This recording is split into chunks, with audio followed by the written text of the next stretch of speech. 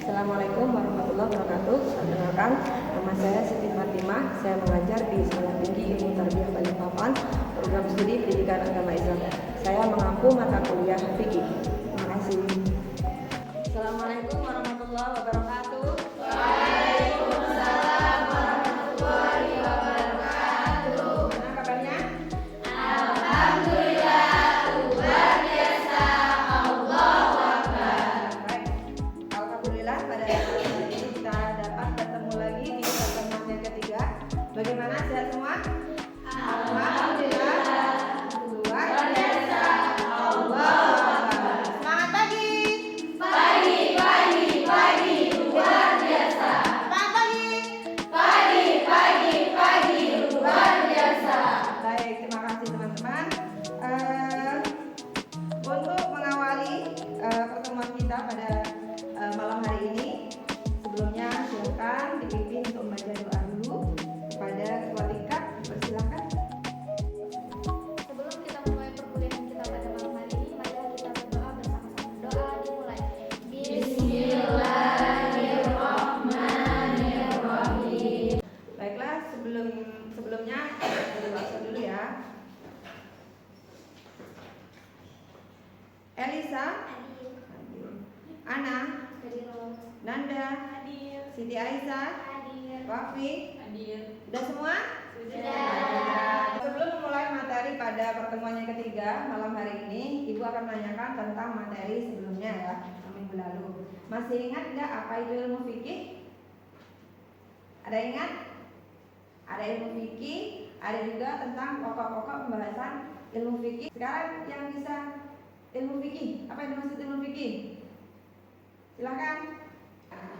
Sesuai dengan namanya, ilmu fikih itu adalah salah satu bidang ilmu dalam Islam yang secara khusus membahas persoalan hukum yang mengatur berbagai aspek kehidupan manusia, baik kehidupan pribadi, bermasyarakat maupun kehidupan manusia dengan Allah. Oke, betul. Terima kasih. Tepuk tangan dong. Fikih ibadah, fikih wanita, fikih siasat, fikih jinayah, fikih muamalah. Oke, sip. Bentar. Ada yang mau menambahkan? Oke, sementara tepuk tangan dulu. Betul ya, unsur pokok pembahasan dalam ilmu fikih ada fikih, ibadah, Quran, hadis, ijma, sama kias. Sip, betul sekali. Terima kasih. Dilihat capaian pembelajaran mata kuliah atau sub CPMK pada pertemuan ketiga. Mahasiswa diharapkan mampu menjelaskan dan menganalisis secara lisan dan tulisan ilmu fikih tentang toharoh. Ya, Ibu harap setelah pelajari ini antum bisa menjelaskan dan menganalisis secara lisan dan juga tulisan tentang fikih dalam bab toharoh. Nah, indikatornya apa saja? Kemampuan menjelaskan dan menganalisis secara lisan dan tulisan, pengertian toharoh, dasar hukum toharoh dan juga jenis-jenis toharoh. Baiklah, sekarang silahkan kalian simak tentang materi di pertemuan ketiga ini, yaitu tentang toharoh. Silahkan. Bahasa toharoh berarti bersih atau bersuci. Menurut istilah, toharoh berarti suatu kegiatan bersuci dari hadas dan najis, sehingga seseorang diperbolehkan beribadah. Kegiatan bersuci dari hadas, wudu, tayamum, mandi wajib. Kegiatan bersuci dari najis, suci badan, suci pakaian, suci tempat sholat. Adapun dasar hukum toharoh termaktub di dalam Al-Quran, salah satunya di dalam surah Al-Baqarah ayat 222. Allah berfirman, A'udzubillahi minasyaitonirrajim. Bismillahirrahmanirrahim. Innallaha yuhibbut tawwabina wa yuhibbul mutatahhirin.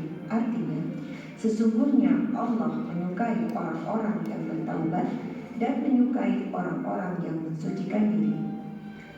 Begitu juga Allah berfirman dalam surah Al-Mudaththir ayat 4-5. A'udzubillahi minasyaitonirrajim. Bismillahirrahmanirrahim. Wa thiyabaka fatahhir warrujza fahjur. Artinya, dan pakaianmu bersihkanlah, dan perbuatan dosa tinggalkanlah. Begitu juga di dalam hadis diriwayatkan oleh Muslim, la tuqbalu sholatun bighairi tahurin, artinya tidaklah diterima sholat seseorang tanpa bersuci. Yang ketiga yaitu jenis-jenis toharah. Yang pertama, toharah hakiki, yaitu hal-hal yang terkait dengan kebersihan badan, pakaian, dan tempat sholat dari najis. Contohnya, air kencing, nanah, darah, kotoran kucing, bangkai, dan sebagainya. Cara membersihkannya, dicuci dan dibersihkan sesuai tingkatan najisnya. Yang kedua, toharah hukmi, yaitu sucinya seseorang dari hadas, baik hadas kecil ataupun hadas besar. Contoh hadas kecil, buang air kecil atau buang air besar atau keluar udara dari tubuh. Contoh hadas besar, kondisi janabah. Cara membersihkannya dengan berwudu atau bertayamum untuk hadas kecil dan mandi wajib untuk hadas besar. Nah, setelah penjelasan video ibu tadi, setelah ini silahkan kalian semua membentuk kelompok untuk mendiskusikan ya apa yang tadi sudah ibu jelaskan. Ya, pertama terkait tentang pengertian toharoh, yang kedua terkait tentang dasar hukumnya, ya, yang ketiga yaitu terkait tentang jenis-jenis toharoh. Baik, dalam hitungan ketiga sudah harus siap. 1, 2, 3, silakan berkelompok. Yang tadi terkait dengan pengertian toharoh, sebelah situ tentang dasar hukum, yang sebelah sini tentang jenis.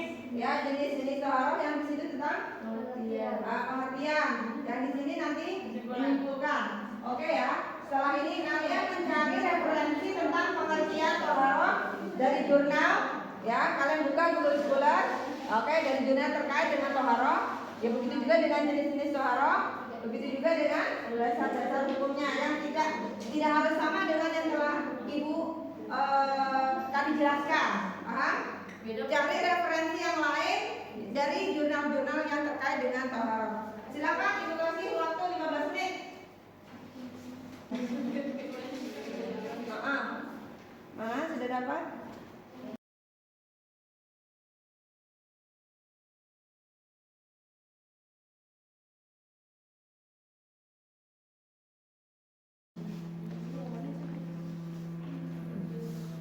Ya, aku tulis dulu. Oke, kamu kurang 2 menit.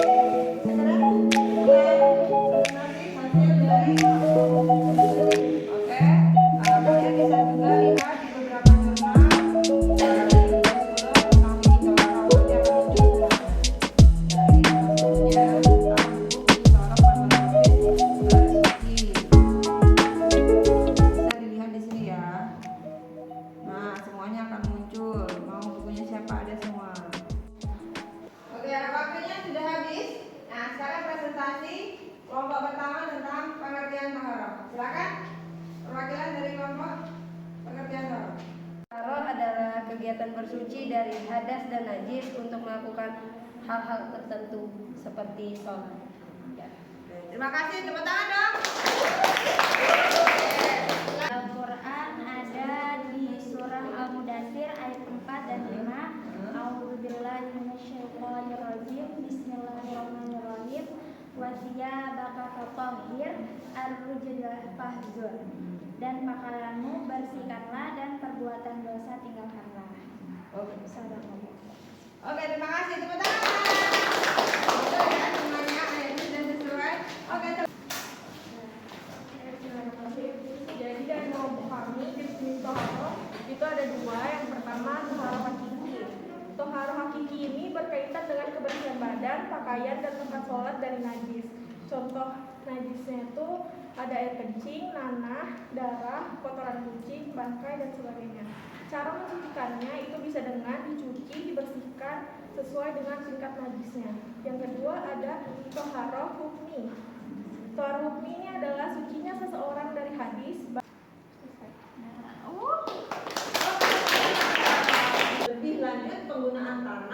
dalam penyucian benda yang dijilat anjing itu menunjukkan makna tanah sesungguhnya berdasarkan representasi kandungan utama tanah itu sendiri, yakni mineral-mineral, silika, silikat, dan aluminosilikat. Ya, jadi intinya dalam fikih toharoh yang berkaitan dengan air dan juga tanah itu semua bisa dikaitkan dengan ilmu sains atau kimia. Seperti itu. Tentang membuat resum ya, tentang membuat resum sudah dikirim juga. Selanjutnya Ibu akan menjelaskan sedikit tentang toharoh dalam moderasi beragama. Tahu kan artinya toharoh tadi? Ya, toharoh artinya ya, artinya bersuci atau bersih, betul. Nah, namanya kita umat Islam terutama kita dianjurkan dalam melakukan ibadah atau melakukan apapun kita harus bersih dulu kan? Kenapa toharoh selalu ada di bab awal di ilmu fikih? Kok tidak sholat dulu? Ada tahu? Kenapa? Kenapa kok tidak sholat dulu bab awal dalam ilmu fikih? Kenapa toharoh? Ya, masyarakat yang ada di situ tanpa melihat latar belakang agama kah, rasnya kah, sukunya kah, maka akan tercipta toleransi kerukunan antar umat beragama seperti itu. Nanti ketika antum semua ya, ketika mengajar atau membuat RPP ya, RPP usahakan semua RPP dikaitkan dengan moderasi beragama yang ada kaitannya dengan nilai-nilai moderasi beragama ya, terutama yang mengajar fikih di lembaga masing-masing ya, ataupun yang mata pelajarannya. Selanjutnya kesimpulan dari pembahasan kita pada malam hari ini yaitu yang pertama pengertian toharoh. Menurut istilah fikih, toharoh yaitu membersihkan diri dari hadas atau najis dengan cara berwudu, mandi ataupun tayamum. Selanjutnya yang kedua yaitu adalah dasar-dasar hukum toharoh. Adapun dari Quran surah Al-Baqarah ayat 222. Selanjutnya Quran surah Al-Mudaththir ayat 4 sampai 5 dan hadis riwayat Muslim. Selanjutnya yang ketiga jenis-jenis toharoh yaitu terbagi menjadi dua yaitu toharoh hakiki dan toharoh hukmi. Akan lingkungan juga bersih kan? Apakah kita ketika melakukan pembersihan lingkungan itu mengajak orang-orang warga itu apakah ya membedakan latar belakangnya, agamanya kah, rasnya kah, sukunya?